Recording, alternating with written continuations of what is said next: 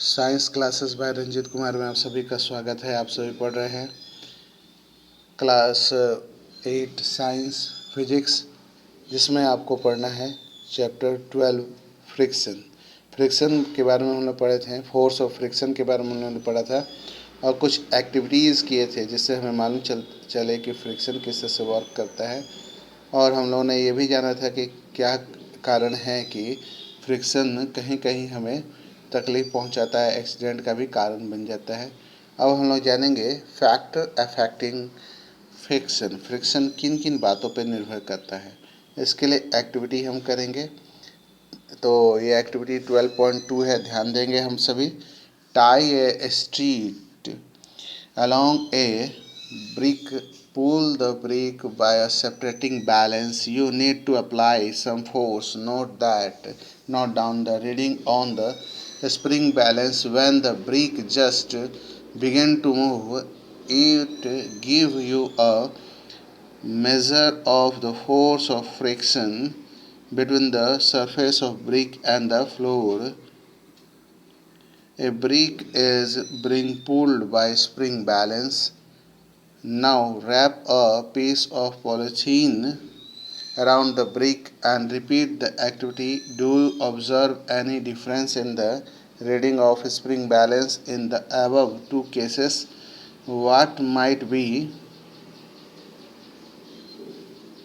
what might be the reason for the difference? Repeat this activity by wrapping a piece of jute bag around the brick. What do you observe? चलिए, friction का ही आपका activity है। इसमें आपको जैसा कि समझ में आ गया होगा, ये एक ईंटा है जिससे हम लोगों ने थ्रेड के थ्रू बांध रखा है और इसको हम खींच रहे हैं हाथों से। ठीक है, तो शुरुआत में आपको करना क्या है कि फ्रिक्शन पता करने के लिए इसको खींचना है। ठीक है, अब अलग अलग चीज़ें है ना, अभी तो आपने धागा बांध रखा था, अभी इसके आपको क्या करना है कि धागे से को हटा करके यहाँ पे पॉलीथीन इसके इस तरफ ऐसे लपेट करके और उसका ऐसे धागा से बांध देना है। और ये आपका स्प्रिंग बैलेंस होता है, जिससे ये पता लगेगा कि कितना आपने बल आरोपित किया। जब इसमें कोई आप बल आरोपित नहीं करते, फोर्स अप्लाई नहीं करते, तो इसका रीडिंग 0 उस समय रहता है। और जैसे ही आप इसको खींचना शुरू करते हैं तो इसमें कुछ स्केल के रीडिंग्स आते हैं जिसको आप ऑब्जर्व करेंगे। जब पॉलीथीन लगाया तब क्या हुआ, अब हम लोग क्या करेंगे कि पॉलीथीन हटा करके हम लोग उसमें जूट वाले बैग, जूट का टुकड़ा है ना, जूट वाले कपड़े का टुकड़ा बांध करके उसका खींचने की कोशिश करेंगे। तो स्प्रिंग बैलेंस क्या होता है इसको जानेंगे। Spring balance is a device used for measuring the force acting on the object. It consists of a coiled spring. एक coiled spring होता है इसमें, which get stretched when a force is applied to it.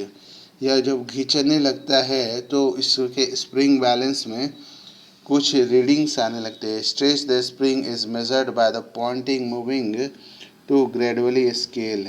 तो जैसे कुछ खिंचाव होता है तो इसके स्केल में कुछ रीडिंग देने लगता है। The reading on the scale gives the magnitude of the force.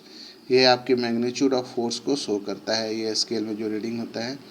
इस तरह का आपको स्प्रिंग बैलेंस जो है अक्सर हाँ आपको मिलेगा, जैसे गैस वाले भैया जी जो आपके ब्लैक में जो गैस बेचते हैं, या फिर आपके वो कहीं मने जहाँ पे उस तरह का जैसे तेल वगैरह है, या फिर आपका जो गल्ला वल्ला का दुकान है उसमें भी इस तरह के बैलेंस रखते हैं लोग, है ना। हार्डवेयर वगैरह में भी मिलेगा, या कबाड़ वाले भैया जी जो कबाड़ का सामान लेते हैं उनके पास भी ये स्प्रिंग बैलेंस आपको मिल जाएगा। Make an inclined plane on a smooth floor or on a table. You may use a wooden board supplied by the brick or book. Put a mark with a pencil at any point A on the inclined plane. Now let a pencil sail move down this point. How far does it move from the table before coming to rest? Note down the distance. Now separate a piece of cloth over the table. Make sure that there are no wrinkles in the cloth. Try the activity again. देखिए अब क्या किया जा रहा है, ये देखिए यहाँ एक इंक्लाइंड बना दिया गया है। इसमें ये पेन जो है रखा गया या बैटरी रखा गई है और इसको छोड़ते हैं हम लोग यहाँ से, तो यहाँ से छोड़ते हैं तो यह कुछ दूर तक रह करके चल जाता है। ठीक है, अब हम लोग यहाँ पे कई दूसरी चीज़ें, जैसे मान लीजिए यहाँ पे कपड़ा बिछा दिया गया है। अब कपड़े बिछाने पे क्या उतनी ही तेज़ी से उतनी दूर जाएगा क्या? Repeat this activity by separating thin layer of sand. इसी में बालू का एक परत बिछा दीजिए। ठीक है, maintain the same slope through the activity. वही स्लोप फिर रखिए तो देखिए क्या होता है। In which case the distance covered the minimum. सबसे कम दूरी कब तय हुआ? Why the distance covered by the pencil cell. जो आपका जो बैटरी था वह डिफरेंट एवरी टाइम, हर समय जब हम लोग ने सरफेस चेंज कर दिया तो अलग अलग ये दूरी क्यों तय किया? ट्राई रीज़न वाई, ये रीज़न क्यों हुआ? डिस्कस द रिजल्ट, रिजल्ट को आप डिस्कस करें। चलिए आगे हम लोग देखते हैं। Does the distance covered depend on the nature of the substance on which the cell move. क्या ये उस पर भी निर्भर करता है, उसके प्रकृति पे जिस पे ये लुढ़क रहा है? तो आपका जवाब होगा हाँ। Could the smoothness of the surface of the cell also affect the distance travel by इट। उसके सरफेस पे भी निर्भर करता है कितनी दूरी तय करेगा। Friction is caused by the irregularity of two surface, surface की इरेगुलरिटी पे भी डिपेंड करता है जो कांटेक्ट में होता है। Even those surface which appear very smooth have a large number of minute irregularities. उनमें बहुत सारे इरेगुलरिटीज़ होते हैं और ये irregularities on the two surface lock into one another. When we attempt to move any surface, we have to apply a force to overcome interlocking on the surface, rough surface. There are a large number of irregularities. जो आपके rough surface होते हैं उसमें irregular shape के बहुत सतह होते हैं, बहुत तरह के सतह हो जाते हैं। So the force of friction is greater if A rough surface is involve. तो फोर्स जो है वो ज़्यादा लगता है और उस इरेगुलरिटी के चलते फ्रिक्शन फोर्स बढ़ जाते हैं। ये देखिए आपके इरेगुलरिटीज़ को दिखा रहा है, ये आपके रफ सरफेस को दिखा रहा है। ठीक है, चलिए when we see that the friction is caused by the interlocking of irregularities in two surface, it observed that the force of friction will increase if the two surfaces are pressed harder. You can express it by dragging a mat when nobody is sitting on it and when a person is sitting on it. तो आप ऐसा कर सकते हैं, जो mat है mat पे ही experiment कर सकते हैं।